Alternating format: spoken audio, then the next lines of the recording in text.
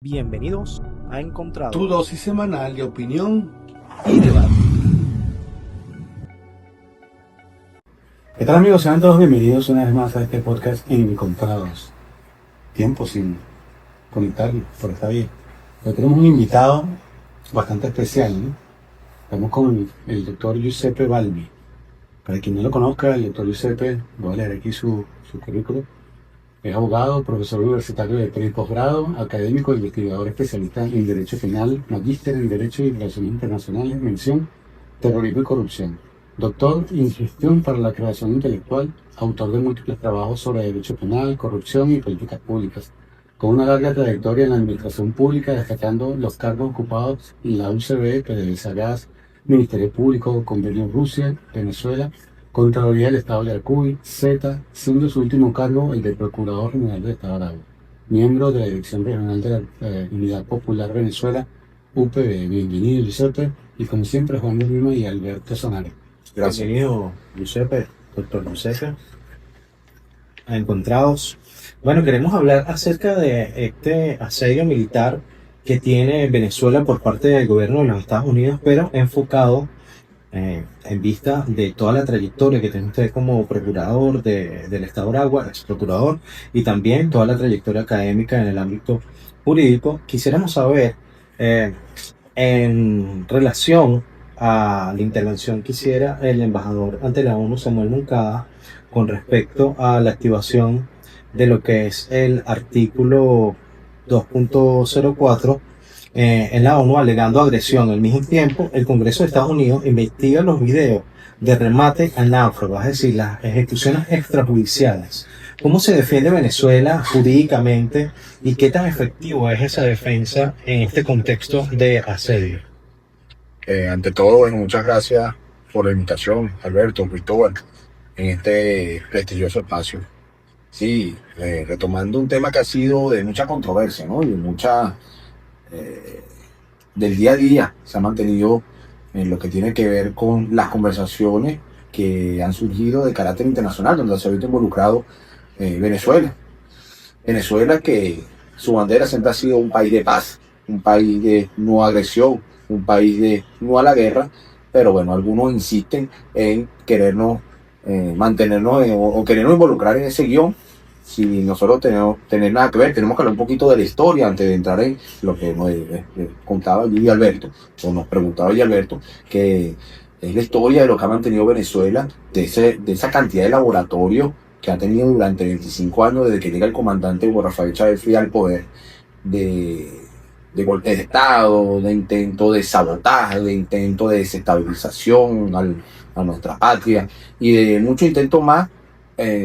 Porque nos hacemos esa pregunta, pero ¿quién está atrás de eso? ¿Quién intenta ese tipo de situación? ¿O quién las produce? Y bueno, como se sabe, son los mismos apellidos, las mismas personas que hoy ya no están en el poder y que no aceptan que ya Venezuela es otra, que Venezuela ha cambiado y que ya ese sistema de la Cuarta República quedó agotado. Y bueno, empiezan a surgir todo este tipo de laboratorios, 25 años, el gobierno revolucionario bolivariano en pie de lucha y rodilla en tierra, aguantando todo eso de embate.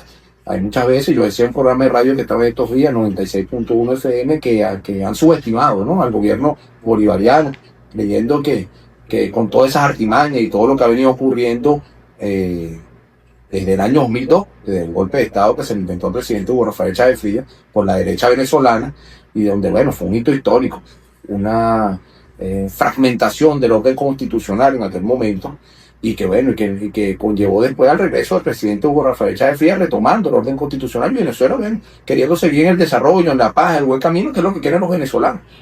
El secretario de Defensa de los Estados Unidos ha cambiado la narrativa en cuanto a la guerra. Ya no es una operación militar o una operación policial en la lucha antidrogas, no. Ahora el argumento es la defensa de la patria.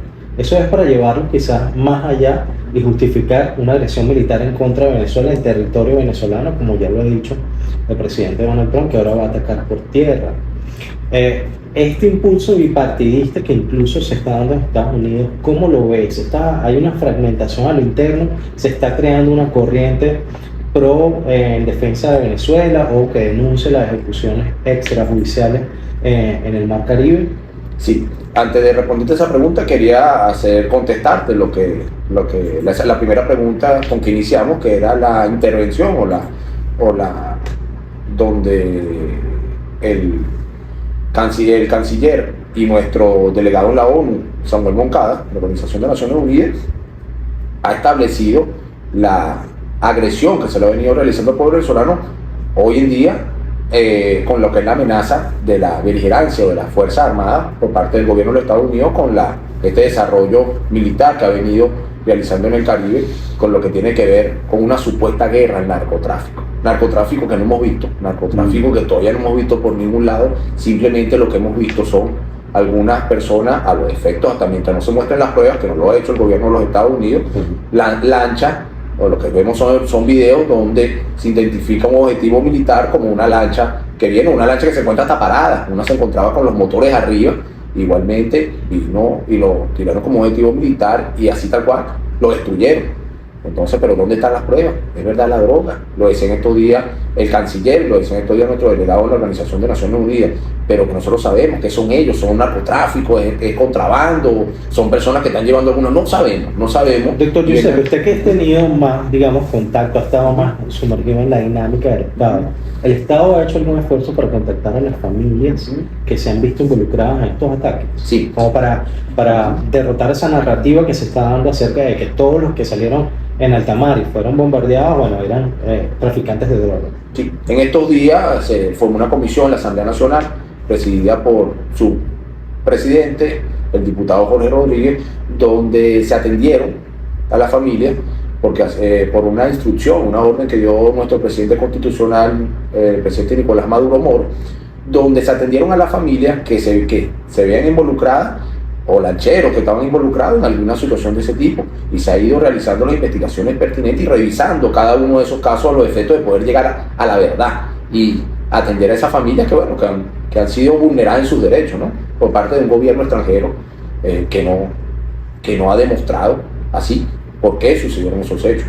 Recuerdo a Álvaro Uribe en la época de Chávez, cuando existía la diplomacia del micrófono, ¿no? Y de alguna forma Chávez y Uribe se mantuvieron con ese estilo de diplomacia de micrófono, lo cual ahorita el presidente Nicolás Maduro habla que teniendo su experiencia que él ha tenido, a él no le gusta eso, hay cosas que se deben de conversar, pero han salido una cantidad de analistas, digamos que todos hablan de fuentes, tenemos fuentes, y sabemos qué fue lo que conversó Donald Trump con Nicolás Maduro, y Donald Trump le dijo tal y dijo lo otro. Entonces, ¿hasta qué punto pudiera Donald Trump realmente estar en lo cierto en lo que está diciendo? Tú decías hace un momento que han calculado mal a Venezuela y el presidente Nicolás Maduro, porque de alguna forma creo que lo que esperaban era un asedio militar, y esperaban desde tradiciones internas, o de repente que el presidente ya no aguantó más, como el meme, y se fuese huyendo, y resulta que no, nos encontramos con un presidente que está ahí estoico, soportando la máxima presión que según ellos están dándole a Venezuela. ¿Tú crees que existe la posibilidad cierta, según todos estos analistas, de que ellos hagan alguna intervención militar terrestre o aérea invadiendo nuestro espacio?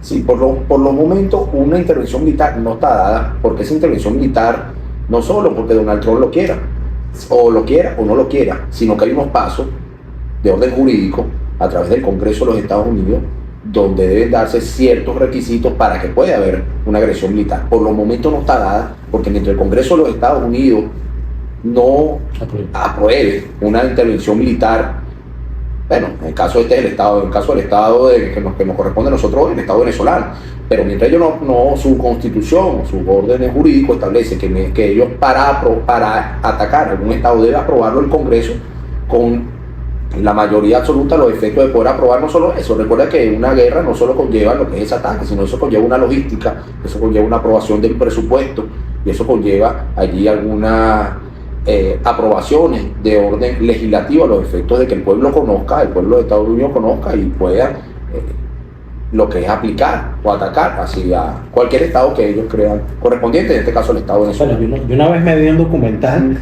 de la National Geographic donde repasaba lo que fue la invasión a Panamá y los propios militares dijeron que ellos se enteraron de la invasión cuando ya estaban en camino a Panamá. Es decir, en ese momento también se informó al Congreso.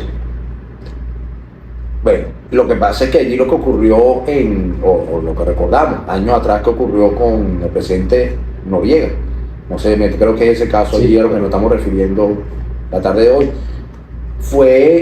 no fue un ataque militar, sino fue una extracción de un presidente, de un mandatario de un estado, donde lo llevaron a una cárcel de los Estados Unidos y allá fue condenado. O sea, fue una cosa nunca antes vista a nivel mundial, sino que no fue un ataque, vamos a decirlo así, la inclusión en un país a los efectos de poder extraer algún miembro de Estado, en este caso el presidente. Eso fue lo que ocurrió en aquel momento. Bueno, y previendo eso, el presidente Nicolás Maduro y en la Asamblea Nacional se ha aprobado la nueva ley del comando y el derecho administrativo de guerra, es decir, lo que es la ley del comando para la defensa integral, ¿sí? Este nuevo escenario, haciéndole zoom a lo que es el Estado de Aragua, ahora al interno del país, el Estado de Aragua siempre ha sido un nodo estratégico, geopolítico, militar dentro del país. ¿En qué nos favorece, en qué nos afecta esta ley en cuanto al Estado de Aragua, la configuración ahora en caso de una agresión de la política interna o de los órganos de seguridad? Sí, recordemos que históricamente, y cuando digo históricamente nos tenemos que remontar al principio del siglo XX, donde el Estado de Aragua formó, nos llamamos la cuna de la aviación, sobre todo aquí están las bases más importantes en cuanto a lo que es la aviación militar bolivariana y su desarrollo. Y por ende, nosotros normalmente en Aragua somos un estado estratégico en lo que tiene que ver en la organización de planificación, en lo que tiene que ver con la seguridad de la defensa del Estado, y por eso nos mantenemos como si fuéramos en ojo visor, vamos a decirlo así, como en el ojo del huracán en cuanto a la parte militar. Somos estratégicamente un estado donde se ha formado en lo que tiene que ver esa materia. ¿Y qué condiciones deben darse para que esta ley sea activada? Es decir, porque la línea que dibuja entre lo constitucional, lo civil, lo militar es muy delgada. Es decir, ¿qué contexto debe darse para que esta ley comience a aplicarse? Por ahí leí que, según la ley, prácticamente cada patrulla policial pasaría a ser una unidad militar bajo el comando de lo que es la SODI en caso de alguna agresión. Sí, ahorita tenemos esta ley, pero recuerda, Alberto y Cristóbal, que nosotros o nuestro presidente constitucional tiene tiempo trabajando, así como nuestro Ministerio de Interior, Justicia y Paz, en lo que tiene que ver con la unión cívico-militar policial, y eso nos conlleva que cuando el Estado venezolano se ve agredido o una posible agresión, bueno, nosotros activemos ciertos mecanismos que nos conlleven a poder tener, a pesar de los basamentos jurídicos que existen ya, pero a darle más fuerza, a darle más formalidad y tener algunas herramientas que también le permitan al nuestro presidente constitucional, establecer algunos mecanismos en pro de la soberanía del Estado venezolano. Una es la activación de esa ley con algunos planes que ya se han venido trabajando. Se han hecho así a través de las redes sociales, son públicos y notorios, donde se han venido haciendo ejercicios en materia civil, en materia policial, en materia militar, en cuanto a la soberanía o defensa de nuestra soberanía de Estado. Y usted, doctor, que fue ex procurador de acá del Estado de Aragua, ¿eso no pudiera traer lo que se dice un conflicto de competencia administrativa entre el gobernador y una táctica que se diera, una orden táctica que se diera con el comandante de la SODI, o en este caso, o si está pensada estructuralmente para defender en el orden de los intereses de la patria? No, recuerda que esta ley nos conlleva, y así se han visto los ejercicios militares, a esta organización cívico-militar policial, que cada quien actúa en el ámbito de sus competencias. Por eso no existe conflicto de competencia, porque ya en aquellos momentos ya sabrá nuestro comandante de la SODI, nuestra gobernadora y los distintos alcaldes, así como los entes comunales que se encuentran dentro de estos planes estratégicos, su trabajo o su labor en esos momentos que ocurran las situaciones que no toca aplicar algún tipo de defensa ¿Tiene, de Estado. ¿Tiene algún conocimiento acerca del papel que jugaría en un escenario bélico Rusia y China con Venezuela? Sí, recordemos que geopolíticamente Rusia, China, los Estados Unidos son las tres potencias actualmente, vamos a decirlo así, más fuertes, que se han mantenido en el tapete comercialmente, militarmente y con una serie de elementos de política a los efectos de fuerza. Vemos hace poco la guerra arancelaria que había entre Estados Unidos y China, vemos la guerra entre Rusia y Ucrania, y entonces esa Comunión Europea que está en contra del gobierno ruso, presidente Putin, a los efectos de lucha de poder. Por allí se habla que una de las posibles soluciones es un gran acuerdo entre Rusia, China y los Estados Unidos, donde se ve involucrado Venezuela, y que por allí podría haber una salida que normalmente, y lo ha dicho así el presidente, es la vía diplomática. La vía diplomática es la verdadera salida a todos los problemas que tengan que ver con geopolítica y políticas internacionales.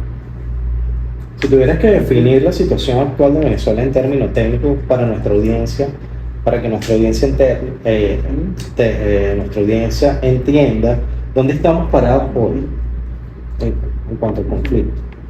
Sí, recordemos que bueno, todos los días Venezuela ha sufrido esos hechos, como lo dije yo en la introducción que yo realicé, y que hoy en día Venezuela, las últimas noticias son esta llamada que hizo el presidente Donald Trump, donde con nuestro presidente Nicolás Maduro Moro, donde se debatieron o donde se propusieron 22 puntos que, como decía nuestro secretario general del Partido Socialista Unido de Venezuela, Diosdado Cabello, que esa conversación, nada más lo saben ellos dos, que esa conversación por ahí salía todo el mundo diciendo algún invento distinto o diferente, lo decía muy jocosamente en su programa con el Mazo Dando, donde decían que Donald Trump y nuestro presidente Nicolás Maduro habían hablado de esto, habían hablado de aquello, y él dice, eso no lo sabe nadie, así hasta un chiste sobre eso, porque es verdad, es así. Esas son conversaciones privadas que solo los mandatarios nacionales saben o conocen lo que estaba ocurriendo en ese momento. Aunque si lo vemos de esa forma, lo que establece la derecha venezolana, por ahí yo no sé si ustedes vieron o lo vieron en las redes sociales, el famoso manifiesto de la libertad que decía María Corina Machado por allí en las redes sociales. Ella a lo mejor pensó que había un momento estratégico por parte de un ataque por las fuerzas militares de los Estados Unidos y sacan este manifiesto de libertad a los efectos de decir, nosotros vamos a hacer nuevo gobierno interino y nosotros vamos de la mano con los Estados Unidos. No pasó nada, no sucedió eso, y simplemente vino luego esa llamada, y que lo que ha dicho el presidente Nicolás Maduro, que la vía correcta es la vía diplomática, la vía de la conversación, la vía del habla, la vía del entendimiento, la vía de la paz, la vía de la no guerra. Y bueno, y yo creo que este momento, la idea que ha dado el presidente Nicolás Maduro Moro es la idea que está triunfando, es la idea que está perseverando, ¿no? Que yo creo que con el raciocinio, con la razón, es lo más favorecedor que le podría ocurrir tanto a Venezuela como al mundo. Que el mundo ya no quiere más conflicto armado. Yo creo que ya nosotros pasamos esa etapa hace muchos años, y que lo que es Sudamérica y el Caribe no quiere nada de eso. Quiere desarrollo, quiere economía, quiere paz, quiere trabajo, eso es lo que quiere el mundo y el Caribe y Sudamérica. Parte de los vendedores del mundo que hablan de traición interna.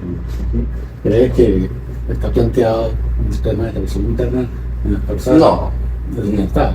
No, yo creo que voy a tomar las palabras de capitán Diosdado Cabello, igualmente en ese mismo programa que estaba conversando, que él dijo que ya aquí ya quedaron las personas que verdaderamente quieren a Venezuela y que están de acuerdo con el presidente Nicolás Maduro y con el gobierno revolucionario, y que así sigan las cosas, que ya los traidores se fueron, ya los traidores están identificados, ya los traidores están fuera de Venezuela y ya tienen nombre y apellido, y que eso ya poco se dará, ya no tampoco que eso ocurra. Regresando al principio donde te comentaba el impulso bipartidista que hay entre republicanos y demócratas, ¿crees que eso llegue a un buen término, pueda frenar las acciones militares en el Caribe, o Donald Trump no le importe esto y sigue adelante con las amenazas y con los ataques? No, es que ahí es donde él tiene una situación que es el propio gobierno interno de los Estados Unidos, que tiene su propia problemática de sus políticas internas que tampoco no le permiten avanzar, porque tiene una situación de algunas decisiones erróneas que muchas personas señalan a al secretario Marco Rubio y al secretario de Guerra Peter, donde ellos son los responsables que han llevado al presidente Donald Trump a esto, y que hoy en día existe una diferencia importante en el Congreso norteamericano, donde no hay un acuerdo ni siquiera con su propio partido, donde hay personas que no están de acuerdo con las políticas que le ha aplicado, sobre todo una, la de Venezuela, le ha traído muchas consecuencias. Claro, lo decía Alejandro Terán, por ejemplo, decía que hay que entender que Donald Trump deja de ser presidente y lo que le toca es ir preso, porque hay una sentencia ya en contra de él. O sea, que agravaría más su situación si él dice, bueno, que difícilmente le da el caso si él dice, vamos a bombardear si no tiene aprobación del Congreso. Entonces, está complicada la situación. También vi un análisis que hablaba de que Donald Trump se encuentra arrinconado, porque ahora cómo sales de todo esto, después que amenacé, después que te dije que voy y todavía lo tienes ahí parado y eso es dinero que está saliendo. ¿Crees que eso le afecta directamente, digamos, a la economía norteamericana, ese movimiento militar en el Caribe sin alguna justificación? Sí, recordemos que si te pones a observar el contexto internacional, el presidente Donald Trump en la tarde de ayer recibió un premio de la paz por parte de la FIFA en el sorteo del Mundial de Fútbol que organiza los Estados Unidos, Canadá y México. Sí, bueno, por allí están ahí viendo cómo le hacen barra a María Corina para que reciba ese premio Nobel de la Paz, que bueno, eso ha sido de verdad un punto de discusión porque después hablamos, ¿cuál es la paz que ha hecho María Corina? Si nos preguntamos, ¿cuáles son los verdaderos méritos para ella? Creo que ninguno. Pero bueno, eso lo dirá la historia, lo dirá el tiempo, y allí se verá que eso es así. Entonces, no suena sincero o sensato, vamos a decirlo así, que alguna persona que esté recibiendo un premio de la paz vaya a bombardear algún estado o alguna nación, ¿no? O se ve involucrado. O esté bombardeando lanchas en el Caribe sin ejecuciones extrajudiciales, como le dice Jorge Rodríguez. Se vea involucrado en guerra. Es más, en la tarde de ayer, una de las preguntas, porque siempre sale la pregunta, ¿qué va a pasar con Venezuela? El presidente Trump le hacen los mismos periodistas. Él dijo, no voy a conversar de eso ahorita, no voy a hablar de eso ahorita, y ya eso es un mensaje importante. Él no habla de Venezuela, porque ahí está, él va a ir a la vía diplomática, ¿van los acuerdos? O simplemente se van a retirar. Esa va a ser la conclusión, y que el victorioso de todo esto va a ser nuestro presidente constitucional, Nicolás Maduro Moro. Una victoria más para el gobierno bolivariano y revolucionario. ¿Cómo crees que quedaría Donald Trump en caso de que todo este parapeto que ha montado tenga que revertirlo y volver los barcos a Estados Unidos? ¿Cómo crees la popularidad de él? ¿Cómo se vería afectado el Partido Republicano ahora, comentándote ya que está fuera de lo que eran las funciones como procurador, y ahora eres ex procurador? ¿Cómo crees que quedaría esa reputación de Donald Trump ahí? Sí, yo creo que no como como ya le está quedando. Recordemos que todas las decisiones políticas tienen consecuencias o a favor o en contra, política. Y que eso indudablemente ya hoy en día le está pesando, no solo a lo interno del gobierno de los Estados Unidos y en las políticas que él viene dando tanto con su partido como con la oposición norteamericana, sino que tiene ahora un pueblo en contra que no está de acuerdo con lo que es violación de derechos humanos, con lo que no está de acuerdo con lo que es las guerras, con lo que no está de acuerdo con la parte armamentista, beligerante, y que ya eso le va a traer una consecuencia política, y que muchos por allí decían, ahora ¿quién le va a echar la culpa al presidente Donald Trump después de esto? ¿Quiénes fueron los que lo aconsejaron o lo recomendaron de todo esto? ¿Será Marco Rubio? ¿Será el secretario de Guerra? Bueno, por ahí se veían fotos de María Corina Machado con Marco Rubio antes de que el presidente Donald Trump fuera presidente, y que bueno, que ya por ahí sabíamos que algo por ahí venía, y que yo estoy seguro de que no, el plan no le va a salir bien. Bueno, vamos entonces con la despedida, una reflexión final, Giuseppe, acerca del estado de preguerra y mensaje a la ciudadanía, que cómo puede sentirse, digamos, los ciudadanos, bueno, un poco, saber que la gente está tranquila, tratando de llevar su vida tranquilamente en esta época de disciplina, pero igualito tu análisis es importante en esta Sí, se ha venido estableciendo hace tiempo, lo que el gobierno bolivariano y lo que la ciudadanía venezolana quiere es paz, es desarrollo económico, es trabajo, es que sus muchachos sigan estudiando, sigan trabajando, y que por ahí vemos, es la gente más bien regresando a Venezuela, y que Venezuela viene y sigue creciendo en sus indicadores económicos y en lo que tiene que ver con su desarrollo cotidiano en todas las fases de la sociedad venezolana. Yo sé que por ahí me enteré que estabas en República Dominicana ofreciendo unas cátedras. ¿Cómo te fue por allá? ¿Cómo recibieron los dominicanos? ¿Cómo se siente el pueblo dominicano con respecto a la situación actual con Venezuela? ¿Qué piensan ellos? Sí, por allá me tocó el honor de estar representando a Venezuela en el primer Congreso Internacional de Política y Geopolítica allá en Santo Domingo, la República Dominicana. Y los temas fueron sobre lo que más o menos estamos conversando: no a la guerra, soluciones de los problemas, sobre todo de carácter geopolítico, de carácter internacional, y de que allí lo que se estableció, o lo que yo conversé, fue de las 1042 sanciones que tiene Venezuela desde el año 2017, y sobre ese asedio que ha tenido la Comunidad Europea, Canadá y los Estados Unidos en conjunto en contra del gobierno revolucionario. ¿Qué ha sucedido? Esas 1042 sanciones fueron las 1042 sanciones más rápidas que un Estado ha podido tener en toda la historia. Ni siquiera la Unión Soviética, ni siquiera Yugoslavia, cuando estuvo en la guerra, en la Guerra Fría, en la Guerra Armada, tuvieron sanciones tan volátiles y tan rápidas como la que ha tenido el gobierno venezolano.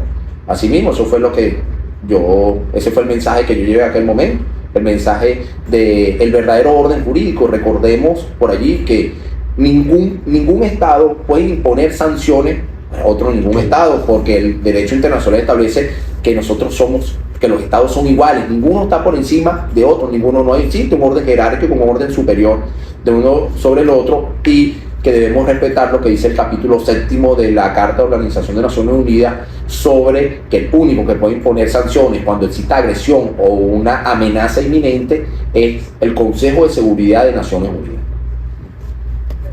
Excelente, bueno, muchísimas gracias por haber participado en nuestro podcast, encantados con tu presencia, y bueno, aclarando el panorama, más bien para también sentir seguridad, y estamos un poco más calmos. Ahorita vienen las Navidades, la gente va a salir a hacer sus compras, va a compartir en familia, y creo que el país está en normalidad. Sí. Sí. Bueno, eso ha sido todo por hoy. Gracias por acompañarnos a este episodio de Encontrado, y bueno, volvemos a tener a Giuseppe en otra oportunidad. Gracias, Giuseppe. Gracias a ustedes.